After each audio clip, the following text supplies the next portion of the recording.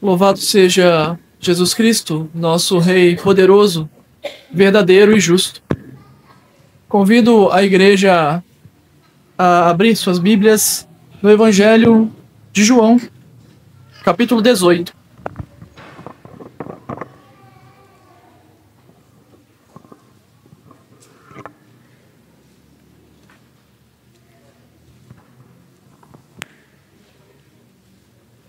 Evangelho de João, capítulo 18.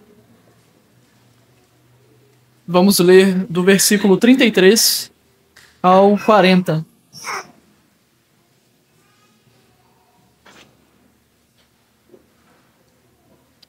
Assim diz a palavra do Senhor. Tornou Pilatos a entrar no pretório, chamou Jesus e perguntou-lhe: És tu o rei dos judeus?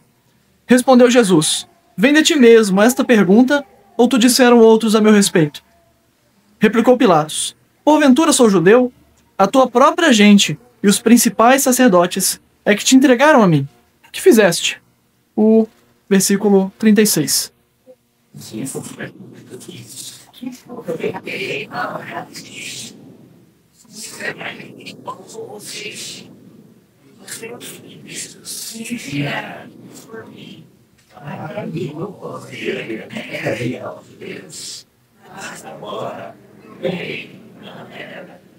Então lhe disse Pilatos: Logo tu és rei.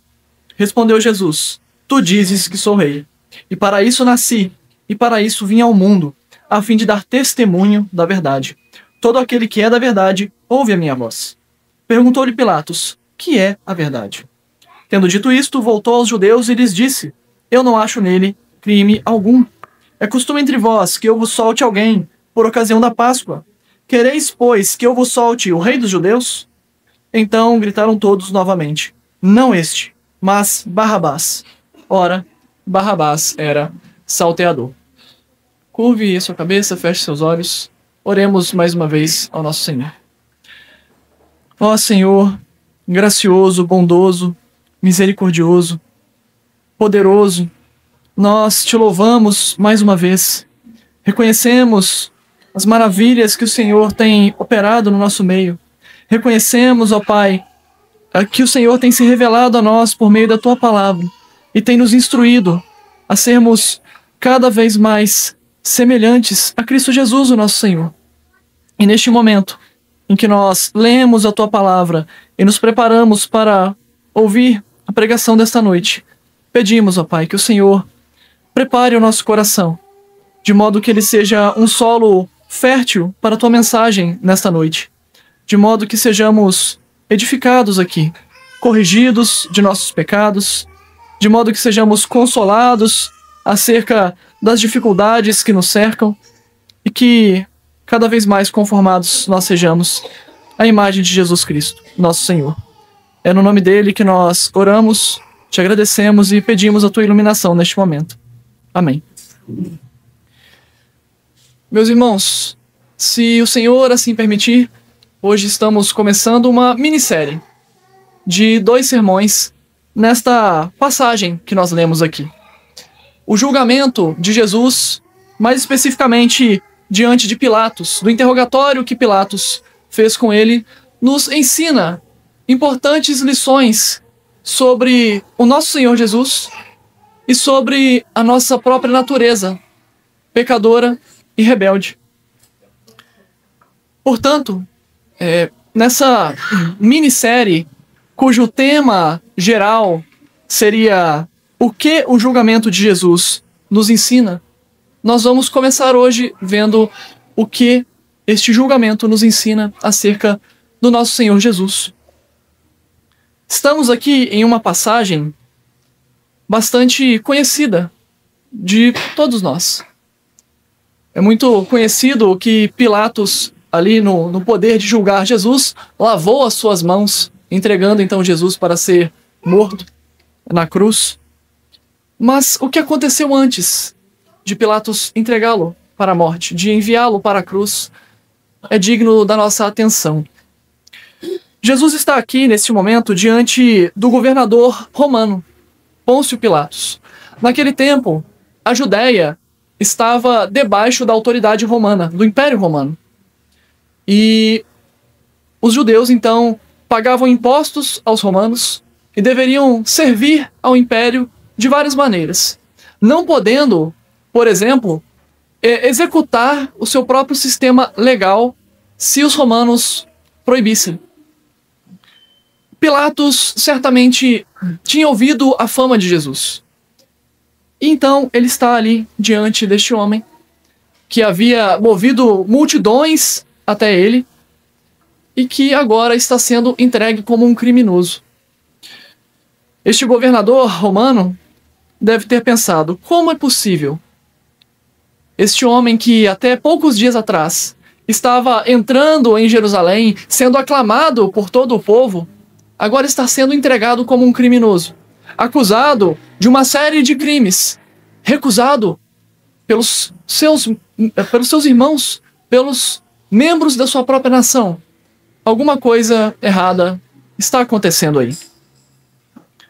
Por que será que os judeus querem a morte de Jesus?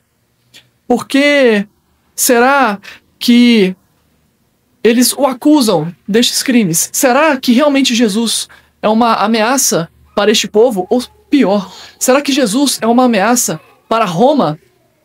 Como governador romano naquela província, Pilatos tinha uma responsabilidade de impedir que qualquer ameaça contra o Império Romano surgisse ali naquele local. Então ele precisa investigar se Jesus é uma ameaça ao Império Romano ou se Jesus é apenas mais uma questão política e religiosa entre os judeus. E nesse interrogatório, nesse julgamento que Pilatos faz ali, ele descobre coisas importantíssimas acerca da realeza de Jesus Cristo. E mesmo aprendendo isso, mesmo descobrindo essas coisas, ele mostra que não estava com o coração disposto a crer em Jesus. Portanto, nesta ocasião, o tema do sermão desta noite é que o julgamento de Jesus nos ensina que devemos crer na realeza de Jesus. Nós lemos até o versículo 40, mas no sermão de hoje vamos nos deter apenas até o versículo 38. Jesus tinha, então, encerrado o seu ministério particular com seus discípulos.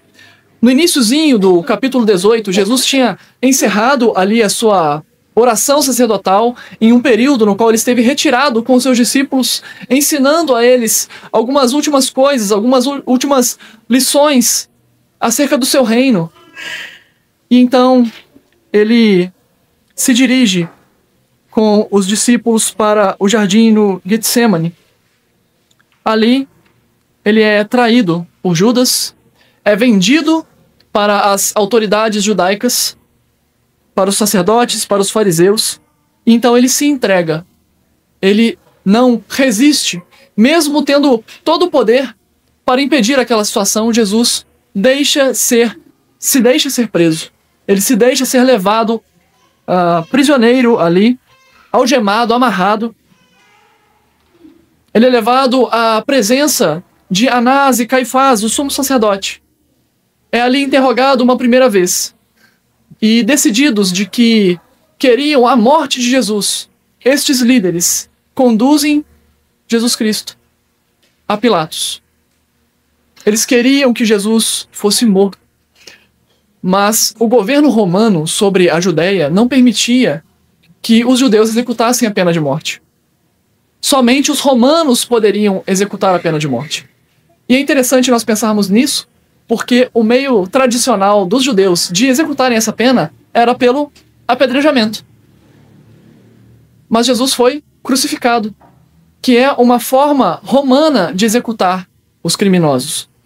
Então, como eles não podiam, os líderes judeus não podiam executar Jesus por estarem debaixo do domínio romano, eles encaminham Jesus para Pilatos, para que então o Império Romano executasse Jesus.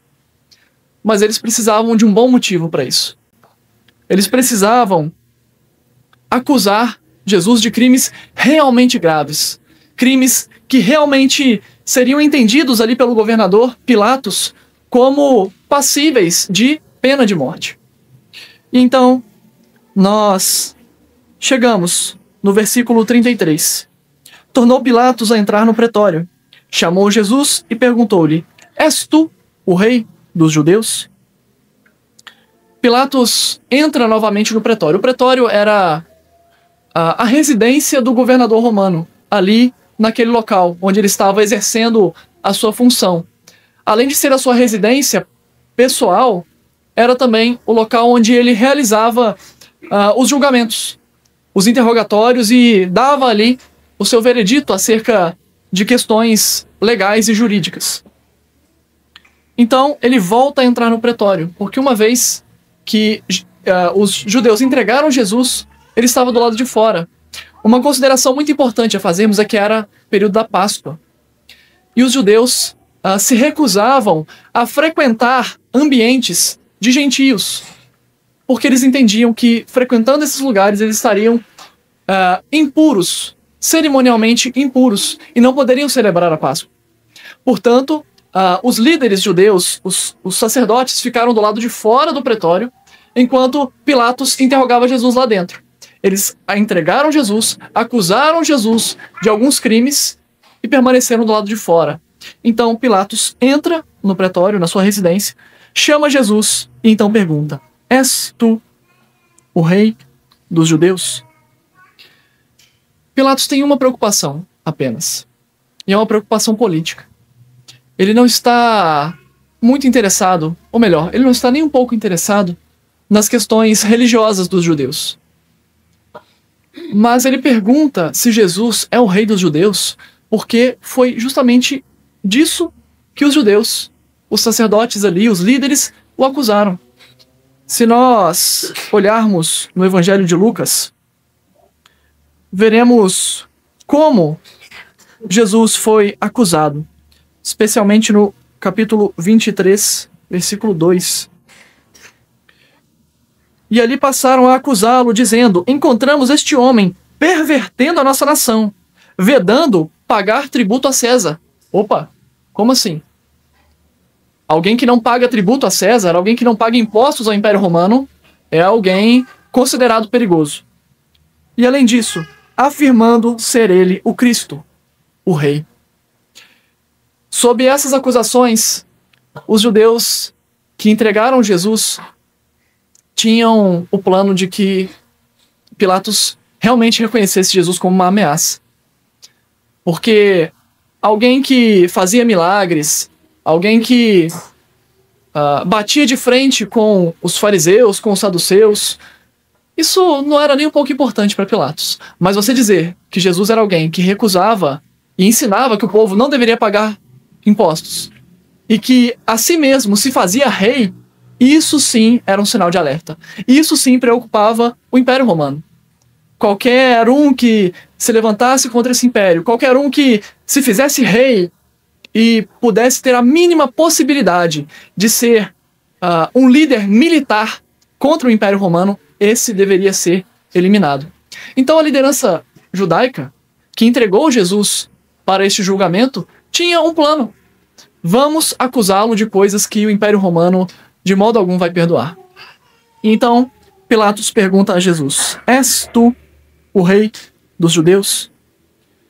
De certa maneira, Pilatos olha para Jesus, aquele homem de aparência simples, e pensa: não é possível. Este homem está sendo acusado de ser rei? Este homem está se fazendo rei? Como isso é possível? Um carpinteiro da região da Galileia se fazendo rei? Mas ainda assim, mesmo havendo certo desdém por parte de Pilatos, ele precisava se certificar de que Jesus não era uma ameaça ao Império Romano. Essa pergunta nunca teria vindo do próprio Pilatos se os judeus não tivessem acusado Jesus de tais crimes, de perverter a nação, de negar pagar impostos e de fazer a si mesmo rei. Então, Jesus responde com uma outra pergunta, no versículo 34. Respondeu Jesus: vem de ti mesmo esta pergunta, ou tu disseram outros a meu respeito? A pergunta que Pilatos faz não poderia ser respondida simplesmente com sim ou não. Porque se Jesus responde que sim, ele é o rei dos judeus, como Pilatos ia entender? Ok, ele está dizendo que é um rei. Ele está dizendo que é uma ameaça para o Império Romano. Ele está se fazendo rei, então ele é um perigo para o Império Romano. Mas se Jesus responde com um não, Jesus não estaria dizendo a verdade. Porque Jesus de fato é rei. E essa realeza vai ser explicada então no decorrer do interrogatório. Com essa pergunta, ao retrucar com essa pergunta, Jesus está, de alguma maneira, mostrando para Pilatos que ele, que é o representante romano que governa aquela província da Judéia, na verdade está sendo manipulado pelas autoridades judaicas. Certamente não era uma curiosidade de Pilatos, não vinha de Pilatos essa pergunta. E Jesus pergunta: vem de ti mesmo essa pergunta? Ou tu disseram outros ao meu respeito? Você está interessado em saber acerca da minha realeza? Ou outras pessoas te falaram disso e agora você está querendo investigar? Pilatos, que na verdade era uma autoridade, estava sendo manipulado para fazer a vontade das autoridades judaicas.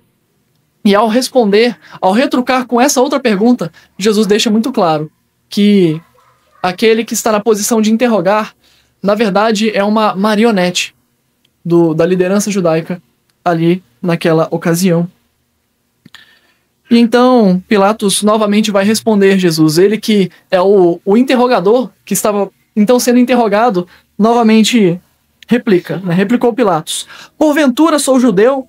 A tua própria gente, os principais sacerdotes, é que te entregaram a mim. Que fizeste? Pilatos mostra aqui uma resposta indignada. E com essa resposta, quando ele pergunta, porventura sou judeu, é praticamente uma afirmação, dizendo, eu não sou judeu. Eu não tenho interesse nenhum nas questões particulares de vocês, nas briguinhas que vocês religiosos têm. O meu assunto aqui é outro. Eu quero saber o que você fez para estar sendo acusado aqui. Porque alguma coisa errada está aqui nessa história. Essa história não está certa. Então, questionando assim Jesus, ele está buscando compreender qual crime realmente Jesus cometeu. Qual é a razão que despertou o ódio do seu próprio povo contra ele. Um governador romano como Pilatos dificilmente ia imaginar que as autoridades dos judeus iam querer entregar alguém que tivesse intenção de prejudicar o Império Romano.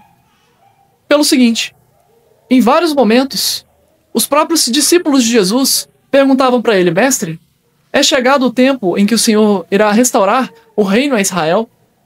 Em vários outros momentos, é mostrado ali que os judeus tinham uma expectativa messiânica daquele líder, daquele rei militar que viria restaurar a glória do reino de Israel, que viria para expulsar os romanos, para derrotar qualquer sistema que os estivesse oprimindo e elevar novamente a glória daquela nação. Era isso que o povo esperava. Eles esperavam um Messias militar, um rei que iria governar por meio das armas. E Pilatos acha isso estranho, porque eles estão justamente entregando alguém que poderia fazer o que eles querem, que teria poder, que teria talvez a popularidade, o apoio popular para se opor ao nosso império, para se opor a Roma.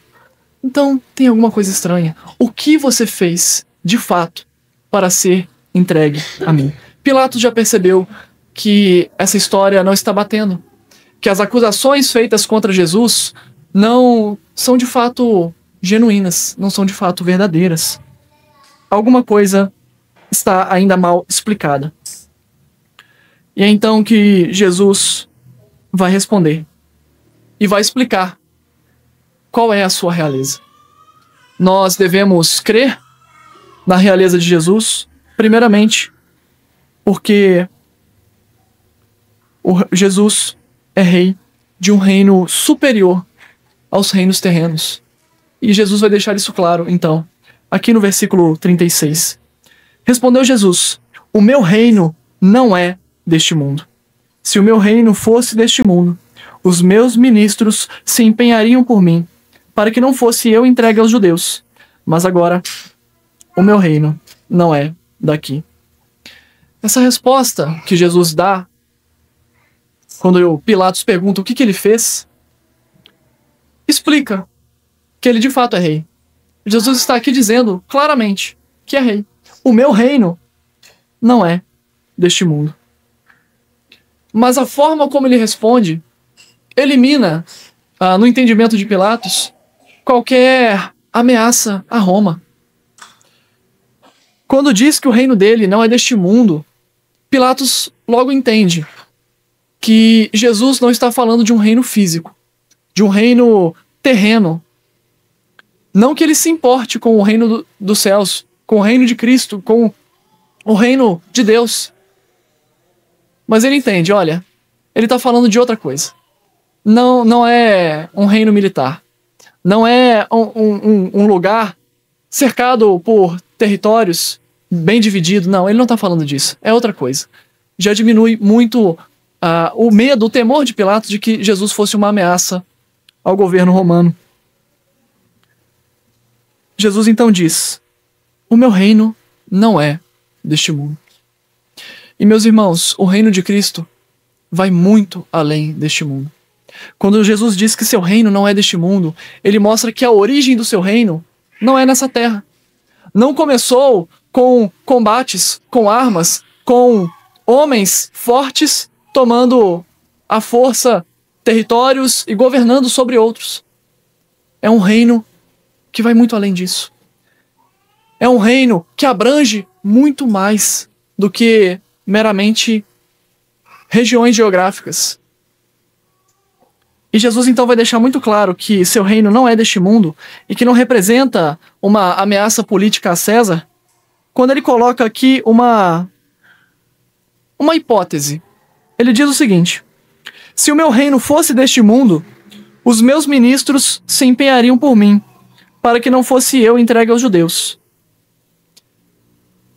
Quando Jesus foi traído por Judas, alguns dos seus discípulos até tentaram lutar, especialmente Pedro, que é descrito ali como tendo cortado a orelha do servo ali do sumo sacerdote. Mas o próprio Jesus deteve Pedro, para que ele não lutasse, para que ele não se colocasse ali em combate para defender Jesus. E o próprio Jesus diz que se ele pedisse ao Pai, o Pai mesmo traria uma legião de anjos que o tirasse daquela situação. Então, quando Jesus diz que se o seu reino fosse deste mundo, os seus ministros se empenhariam por mim, ele está dizendo para Pilatos que se ele realmente fosse uma ameaça para Roma, se ele realmente fosse um líder militar, um rei de uma nação terrena, os seus servos, os seus discípulos, os seus guerreiros estariam às portas do pretório naquele momento, tentando resgatá-lo, lutando para que ele fosse liberto, para que ele não fosse entregue para ser morto. Mas a forma como toda a situação se desenhou, desde a traição de Jesus até aquele momento, mostra que o seu reino não era um reino terreno. Não era um reino firmado na força do braço, na força das armas, mas um reino de uma natureza completamente diferente. Então Jesus conclui: agora, o meu reino não é daqui. Jesus deixa muito claro até este ponto que é rei.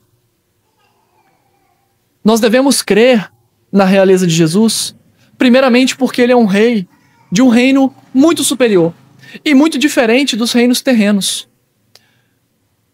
Os judeus naquele tempo não esperavam que Jesus viesse da forma como veio. Eles esperavam um rei como Davi, conquistador, guerreiro que pudesse livrá-los dos impérios que os cercassem, do jugo do Império Romano. Mas Jesus veio de forma humilde, como alguém que serve e como um rei de um reino completamente diferente. Um rei cujo reino abrange todas as coisas, não somente um pedaço de terra, mas todo o mundo, todo o universo. Um rei cujo reino jamais terá fim. Nos sermões que o reverendo Ellerson pregou aqui, no capítulo 7, se não me engano, do livro de Daniel, vemos ali a rocha que atinge a estátua. E essa rocha é Cristo, um reino que jamais terá fim. Jesus está falando deste reino. Um reino que não é dessa terra. Um reino que está acima da Babilônia, acima da Pérsia, acima da Grécia, acima de Roma, acima de todos os reinos dessa terra. E meus irmãos, Jesus Cristo é o nosso rei que reina sobre cada um de nós, acima de cada uma das nações presentes no mundo hoje. Quando nós vemos notícias de guerras, de rumores, de conflitos, ficamos alarmados diante de tudo isso que tem acontecido no mundo nos dias de hoje e pensamos: o que será que está acontecendo? Será que Deus perdeu o controle? Nós podemos ter certeza de que Cristo continua reinando, porque o seu reino está acima de todos esses reinos. Não importa qual seja o presidente, não importa qual seja o ditador que se levante, em qualquer nação que seja, Cristo continua reinando. Nós ficamos alarmados quando vemos os índices de perseguição aos cristãos crescendo no mundo. Quando nós ouvimos rumores de que, mesmo próximo de nós, em países próximos da América Latina e mesmo em locais do Brasil, o evangelho sofre oposição, sofre perseguição, não somente ideológica, mas física mesmo. Mas nós devemos nos lembrar que Jesus Cristo continua reinando. E o seu reino é muito maior do que tudo isso. Ele reina acima de todas as nações, acima de todos os povos, acima de todos os governantes. Nada está fora do seu controle. E é isso que Jesus diz a Pilatos, mesmo que Pilatos não seja capaz de entender e nem mesmo capaz de crer no que Jesus está dizendo. O meu reino não é deste mundo. Mas isso, para Pilatos, essa afirmação de Jesus, foi um grande alívio. Pilatos já percebe que Jesus é uma ameaça menor do que ele esperava. Então, ele continua o seu interrogatório. Então, lhe disse Pilatos: logo tu és rei. Respondeu Jesus: tu dizes que sou rei. E para isso nasci, e para isso vim ao mundo, a fim de dar testemunho da verdade. Todo aquele que é da verdade, ouve a minha voz. Então, nesta outra pergunta que Pilatos faz, nós aprendemos mais um pouco sobre o reino de Cristo, sobre a realeza do nosso Senhor Jesus. E entendemos que nós devemos crer na realeza de Jesus, pois ele é o rei que veio para dar testemunho da verdade. Nós vemos isso neste versículo 37.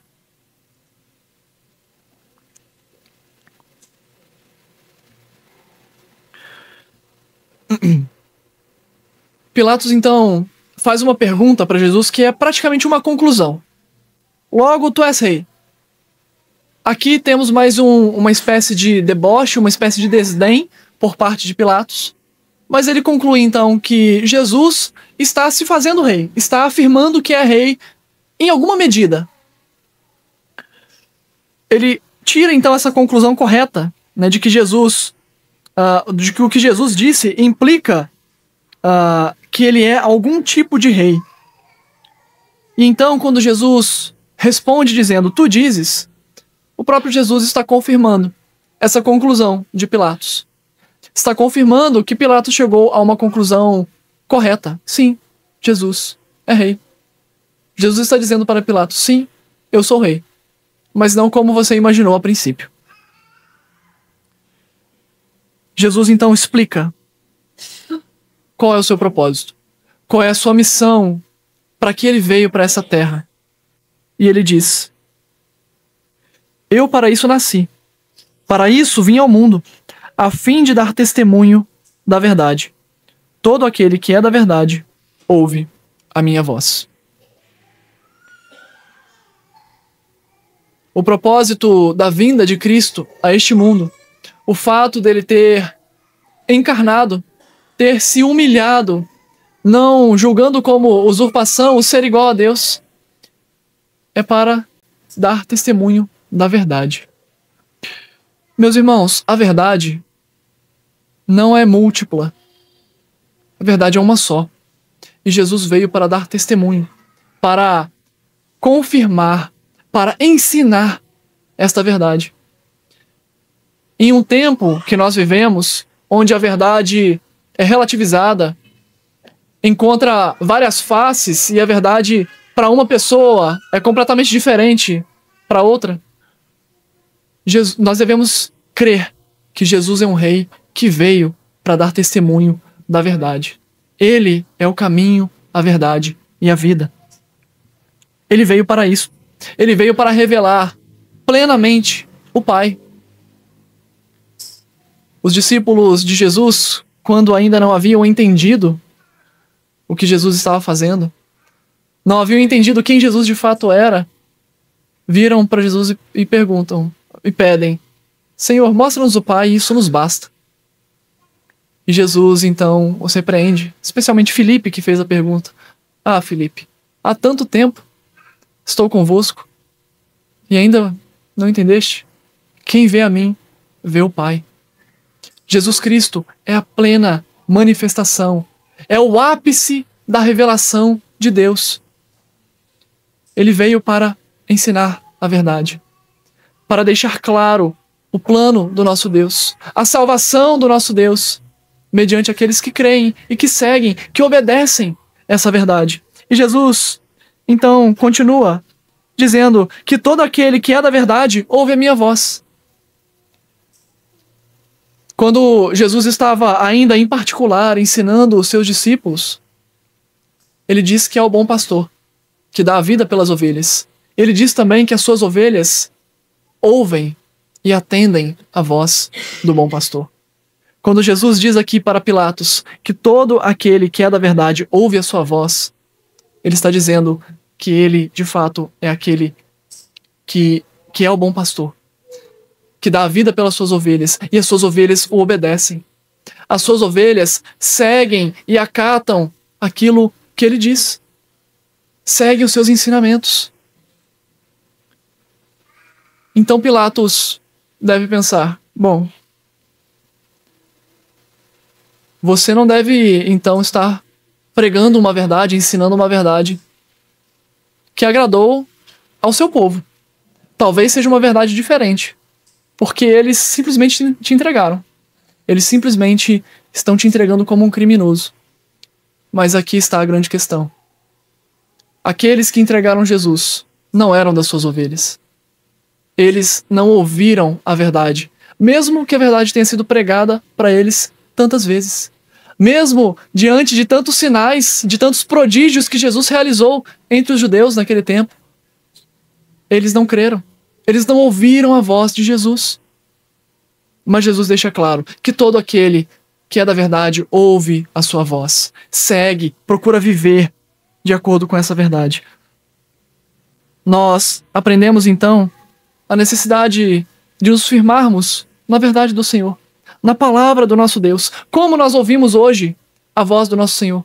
Como nós ouvimos a verdade que Ele nos ensina?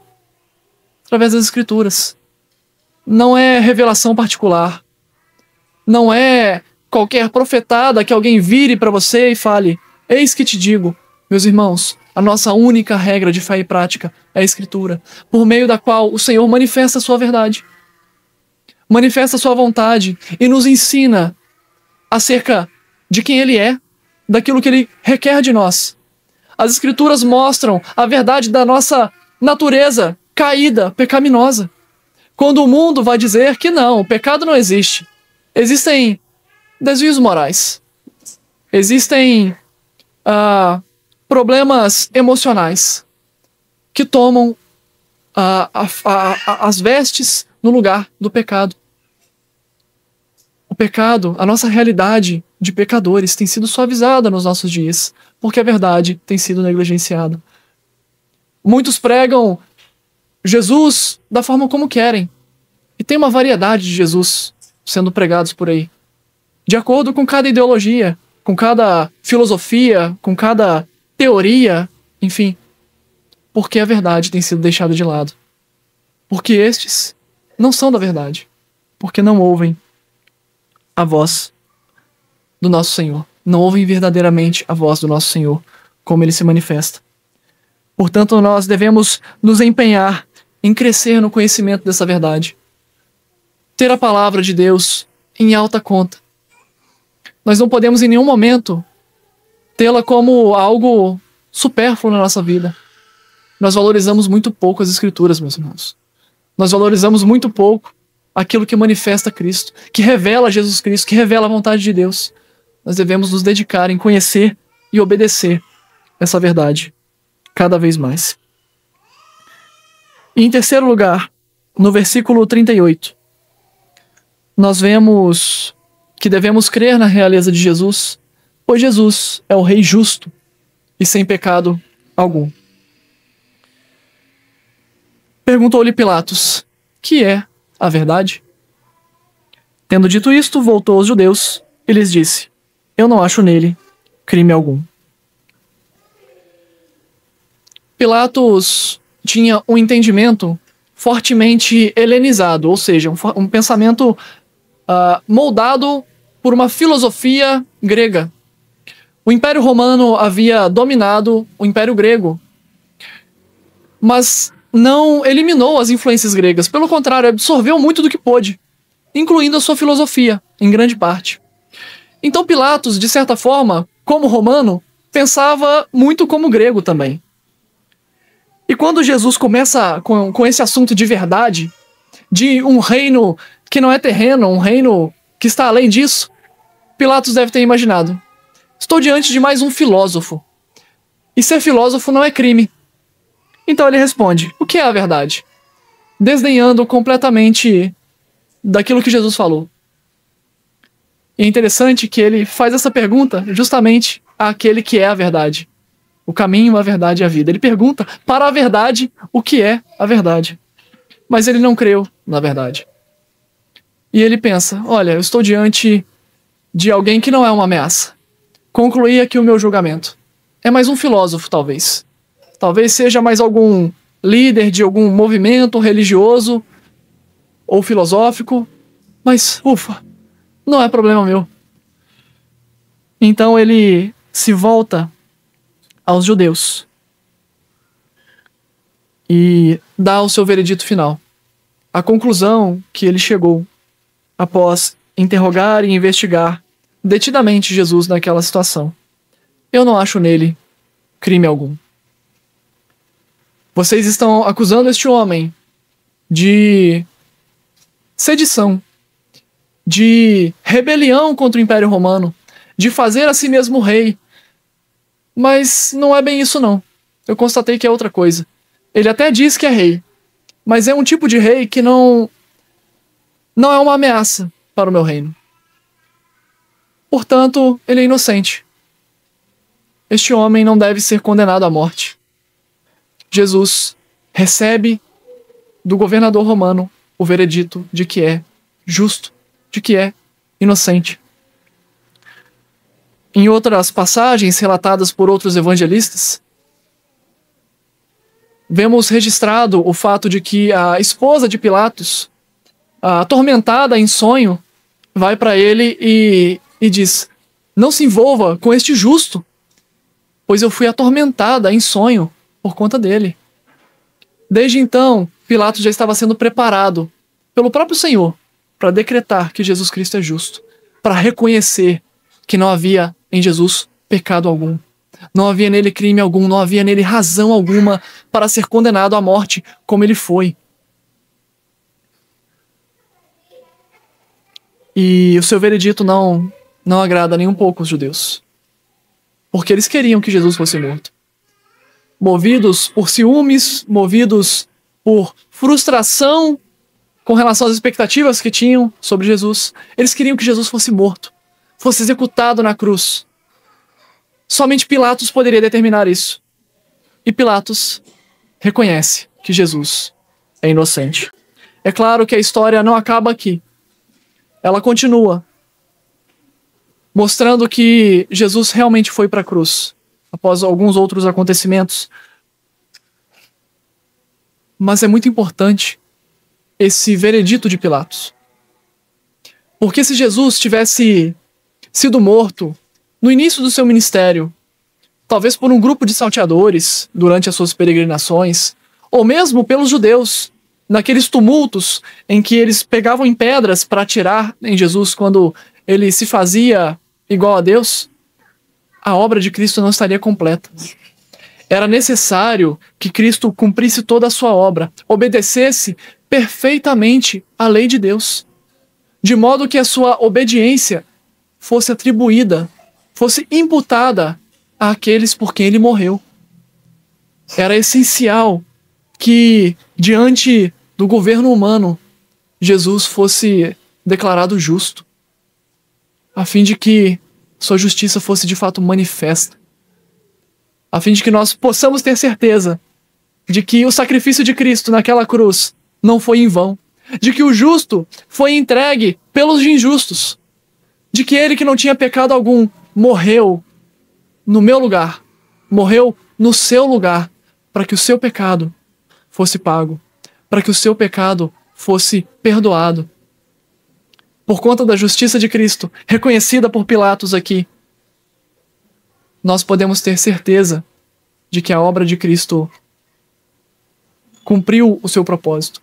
De que agora, quando Deus olha para aqueles que creem em Cristo Jesus, para aqueles que repousam nele pela fé, são enxergados por Deus como justos, mesmo ainda sendo pecadores, mesmo ainda lutando contra o pecado que permanece em nós. Mesmo que nós ainda não sejamos totalmente santificados, lutemos todos os dias para mortificar a nossa carne contra as influências deste mundo, contra as tentações que Satanás apresenta diante de nós. Nós podemos ter certeza de que nós temos um advogado junto ao Pai, que garantiu a nossa justificação, porque ele, sendo inocente, morreu pelos culpados. Ele, não tendo crime algum, morreu como um criminoso no nosso lugar. Portanto, nós devemos crer na realeza de Jesus, pois Jesus é o Rei justo e sem pecado algum. Esse interrogatório de Pilatos com Jesus revela ao menos essas 3 verdades sobre nosso Senhor. Mostra que ele é um rei, de um reino acima de todos os reinos. Nós podemos descansar no reino do nosso Senhor, mesmo em meio às maiores tribulações, mesmo diante de conflitos de ordem global que possam surgir. Nós devemos crer no testemunho que Jesus deu acerca da verdade, em um tempo onde a verdade vem sendo deixada de lado, e o que importa é o que agrada a cada um. Nós devemos crer neste testemunho e obedecê-lo, ouvir a voz do nosso Senhor, do nosso Rei, do nosso bom pastor. Nós devemos também descansar, sabendo que aquele que morreu no nosso lugar, de fato tinha mérito nisso. De fato garantiu a nossa salvação, porque sua justiça perfeita foi comprovada e aplicada, imputada a nós. Saber dessas verdades acerca de Cristo deve nos dar uma revigorante alegria em meio às intempéries da nossa vida, em meio aos muitos problemas que enfrentamos no dia a dia, sabendo que tudo aquilo que nós passamos nesta terra de mal terá um fim quando o reino do nosso Senhor vier com poder e glória. E concluindo, meus irmãos, ao término desse julgamento, Pilatos descobriu pelo menos essas 3 coisas. Não significa que ele creu. Na verdade, mesmo diante da própria verdade, Pilatos não creu na verdade. Porque ele não era da verdade. Ele não era uma das ovelhas de Cristo. Ele teve o privilégio de estar frente a frente com a verdade em pessoa e ainda assim não creu nela. E ele então deu ao povo essa oportunidade de escolher o destino de Jesus. A gente vê isso nos versículos 39 e 40. Se o Senhor assim permitir, no próximo domingo nós continuaremos neste mesmo texto, mostrando não mais o que o texto nos mostra acerca de Cristo, mas acerca do homem, acerca da capacidade pecaminosa humana. Portanto, que o Senhor assim nos abençoe e nos ajude a crer no Senhor, a ter sempre diante dos nossos olhos a sua realeza, a sua grandeza, a sua inocência, e a servirmos e buscarmos cada vez mais a sua verdade. Que o Senhor, portanto, nos conduza no decorrer dessa semana, de modo que guardemos isso no nosso coração. Quando as notícias ruins surgirem, recorramos ao nosso Rei, que continua governando sobre todas as coisas, que descansemos no seu pleno governo e poder sobre toda a criação.